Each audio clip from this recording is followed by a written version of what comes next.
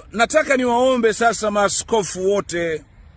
maaskofu wote na mitume na manabii wote, niwaombe. Bishop Gwajima anachotetea ni kwamba hataki Watanzania watekwe, hataki Watanzania wapotezwe, hataki Watanzania wauawe.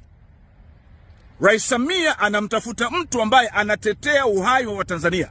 Maana yake kwamba ni yeye Rais Samia anahusika na uuaji na upotevu na utekaji wa Watanzania katika nchi yetu. Niwaombe mababa askofu, niwaombe mitume na manabii wote, ninawaomba Jumapili ya wiki ijayo, ninawaomba mababa maaskofu, ninawaomba mitume na manabii ambao mnasimamia haki, ninyi ambao mnatambua kwamba ufalme wa Mungu sio habari ya kula na kunywa, bali ni habari ya haki, nazikia ni habari ya amani na furaha katika Roho Mtakatifu. Ufalme wa Mungu ni habari ya haki.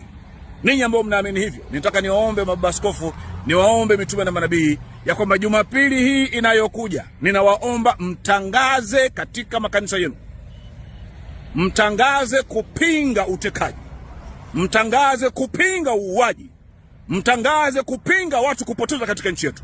Tuone huyu mwanamke Samia kama atafuta makanisa yote katika Jamhuri ya Muungano wa Tanzania.